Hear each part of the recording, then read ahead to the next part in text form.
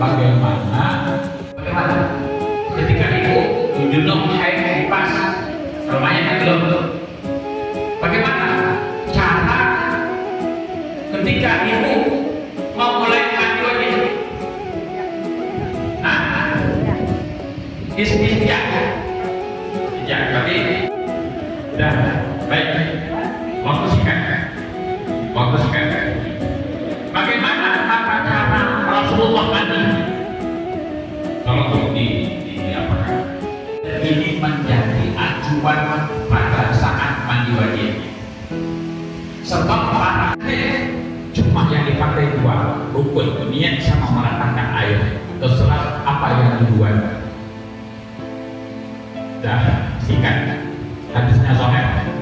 Hadis sahih riwayat Muslim, hadis sahih riwayat Bukhari. Dua itu. Tolong dicatat. Satu, Rasulullah itu kalau mau memulai mandi cuci tangan. Ini secara umum. Mandi junub, mandi haid, mandi nifas, mandi mayat. Ini empat kita belajar pada sore hari ini. Saya singkat saja. Satu, penjelasan. Ini pramandi, belum niat. Nah, yang kedua, mencuci kemaluan. Pertanyaannya tuh, di manakah letak maluku? Di mana letak maluku? Ambon. Hah? Di Ambon. Maluku, bukan malunya aku. Ini punya terus serius betul. Dari mana? Dari pusar sampai ke lutut, depan dan belakang. Susah. Junub, haid, nifas, mayat. Ini secara garis besar. Kalau perincinya nanti, kalau diundang. Pertama kali apa? Cuci tangan. Kedua, mencuci lubang-lubang. Nih, mulut, hidung, telinga, termasuk juga di celah-celah ini, celah mata. Ini celah-celah tubuh, tangan, tubuh, kaki. Makanya tuh dalam keadaan haid, dalam keadaan nifas, apabila ibu memotong kuku atau rambutnya gugur ataupun dipotong, hukumnya makruh dan dianjurkan ketika mandi yang terpotong tadi ikut sama-sama dimandikan. Sebab apa? Sebab pada hari kiamat nanti yang terpotong, yang lepas pada saat ibu dalam keadaan nifas, dalam keadaan haid, dalam keadaan junub, kalau tidak dimandikan, mereka datang menuntut kenapa mereka tidak disucikan. Jadi ikut sertakan. Udah. Nomor berapa? Nomor 3. Alhamdulillah. Memang sengaja saya pancing. Tadi kan sudah kita doakan. Mau tidur tidak apa-apa. Ini Bu, rasakan kepala Rasulullah pakai tangan. Dirasakan. Sambil tidak izin. Saya kepala kita, atau itu kayak yang kita sebut dengan keramas. Nah, keramas. Sudah. Itu belum niat lagi Bu. Pramandi. Udah. Setelah itu nomor berapa? Nomor 4 ya. Nomor 5 berwudu. Nomor 5 berwudu. Ya. Nomor 5 berwudu. Boleh Bu berwudunya. Kan sudah cuci tangan. Kan sudah bersih-bersih. Kepala juga sudah basah. Berwudu. Mandi junub, mandi haid, mandi nifas, mandi mayat. Urutan mandi itu seperti itu Ibu. Kenapa banyak saudara kita datang ketika keluarganya meninggal tak bisa mandi mayat? Karena tidak tahu urutannya.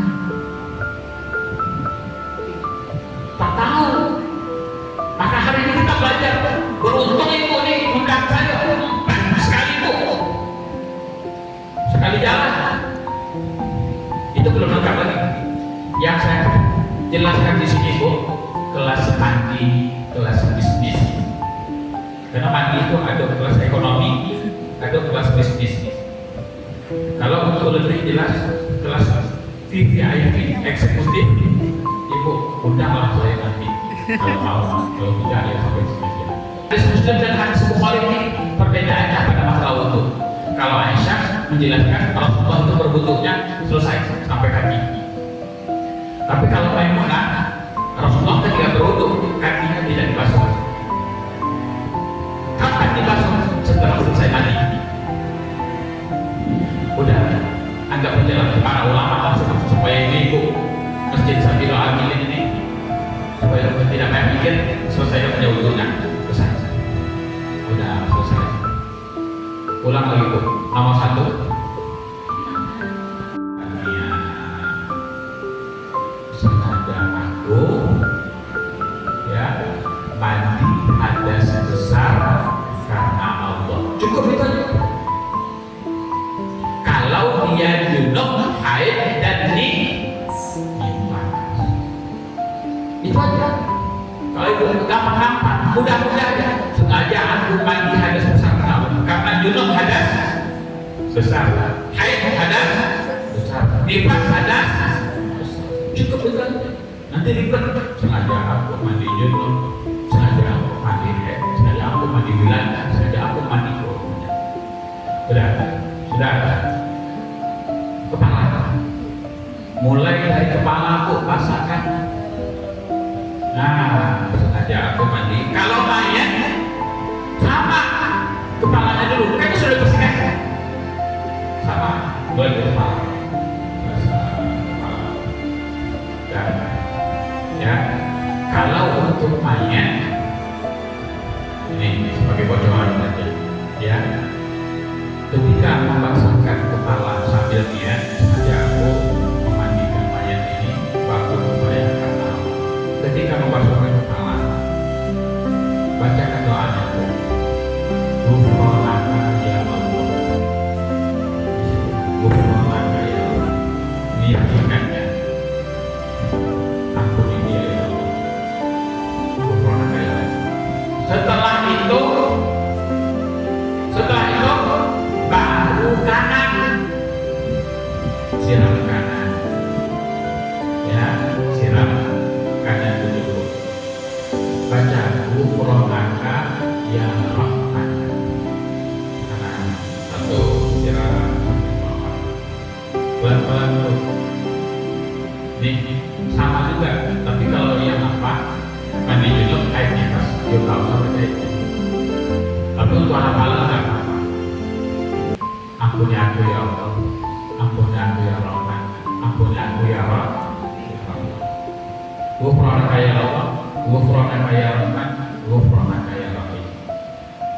Nah, bahasa Indonesia, ampuni aku ya Allah, ampuni aku ya Rahman, ampuni aku ya Rahim. Udah selesai. Cara mandinya seperti apa? Contoh, mayatnya tadi telan. Apa yang kita lakukan dulu? Basah kepala. Setelah itu basah sisi kanan. Setelah itu basah sisi kiri. Setelah itu kita miring kanan dulu ya. Setelah itu miring kiri. Itu dianggap basuhannya keberapa Bu? Ayo.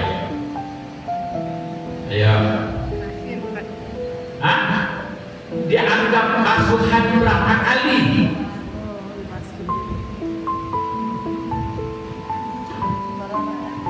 Satu kali.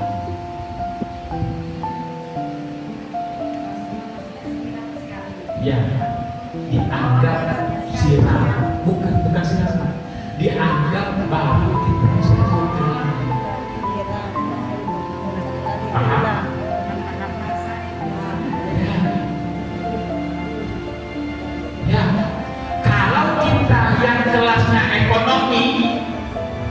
Ya cukup sekali itu aja. Makanya yang mengurusi mayat fardu kifayah. Dan yang paling perlu kita dan wajib, boleh dikatakan wajib. Yang wajib dimandikan dan disucikan itu adalah area luar. Area luar, bukan area dalam. Mohon maaf tuh, saya mau tanya, di fikih kemaluan perempuan, mana area luar, mana area dalam? Ini kaitan fikih. Ayo, coba beri penjelasan. Kemaluan perempuan, mana area luar, mana area dalam? Kalau kita nunggu ngaji sekolah petang, sekolah alam, guru-guru sekolah petang dulu, sekolah petang sekolah dulu yang pasarannya itu pelitang,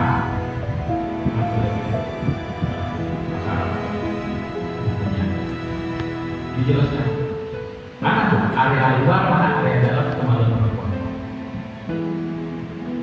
Ayo, perempuan itu adalah ketika duduk mencangkum terlihat dari depan,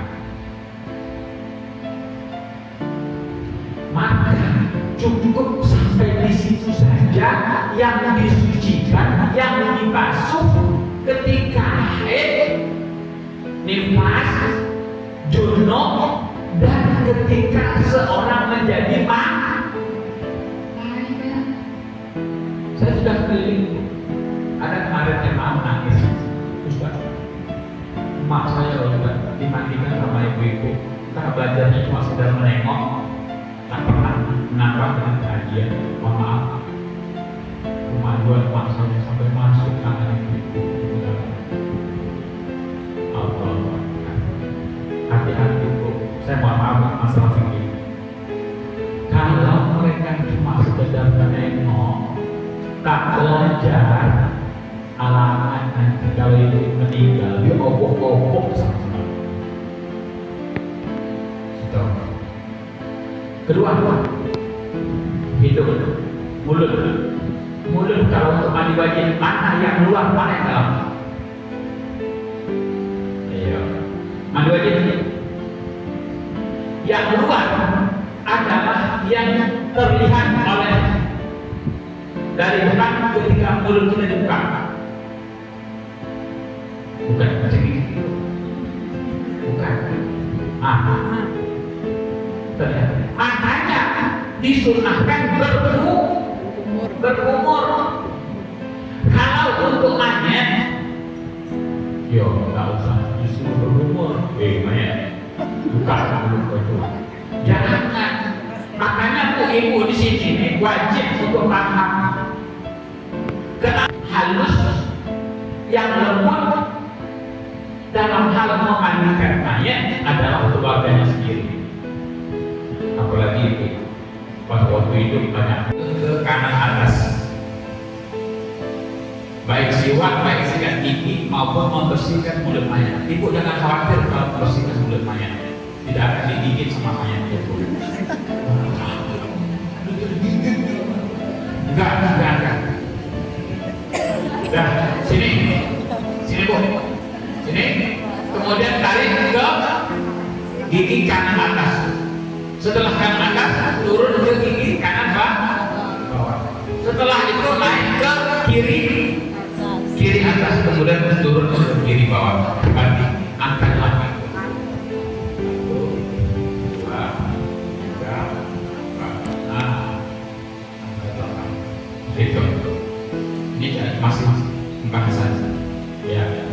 Udah. Hitung. Jadi mulai seperti itu. Kemaluan dari sudah. Jadi itu saja. Jadi jangan sampai jari masuk sampai ini. Jangan. Cukup aja. Kan terasa. Ini juga sama. Jangan itu masuk kan. Kan di lubang lumpur kita itu kan kalau kita masuk sedikit saja di sini sudah mulai terasa. Terkecuali yang ambil kan sampai keluar ya. Nah, dia ini masalah fikih. Dah, hidup di mana yang luar, di mana dalam? Yang luar itu adalah di sini. Jadi kalau begini Bu, dapat tai hidup itu tak apa-apa. Tidak batal puasa, tidak batal puasa. Bahkan dalam bulan puasa, ibu mengulung permen itu tidak batal. Pahit Bu, panas, cuaca panas, pekat pahit, ibu gulung aja permen. Tapi jangan ditelan, jangan ludahnya ditelan. Ya. Tapi kalau pas sempat ibu tengah menggulung permen, anak sedang berlari-lari, ditolongnya dari belakang. Masuk, batal pun. Ini lagi sedikit. Lanjut, sini. Yang dalamnya di mana? Dalamnya ketika kita menghirup terasa panas. Itu dalam. Kalau sudah masuk ke situ, batal puasa kita.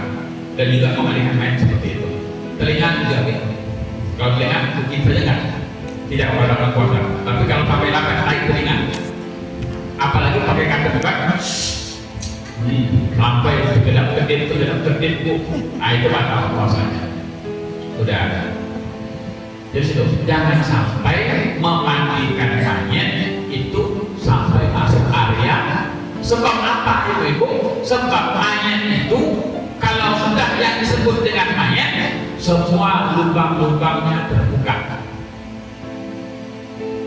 Semua lubang-lubangnya terbuka. Kalau kita contoh, macam itu kan pernah kami pergi ke kampung, itu kan buang airnya kan di sungai, buang air di sungai, memang airnya jernih. Subuh-subuh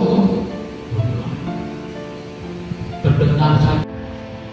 Lakukan yang enam ini pada saat kita mandi. Bayangkan wajah kita, bayangkan yang kita mandi itu adalah kita yang berstatus sudah jadi mayat. Ketika keluarga kita meninggal, tidak ragu-ragu lagi. Ini kita dulu, jadi kemaluan. Ini belum diselesai dengan doa. Ada pertanyaan? Ini masalah memandikan.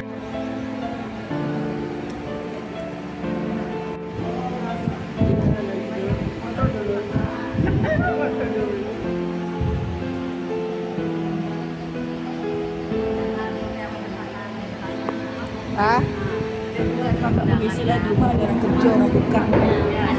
Oh, ada orang kerja, oh iyalah. Biasa Iya. nggak jualan. Kasih Kak ya.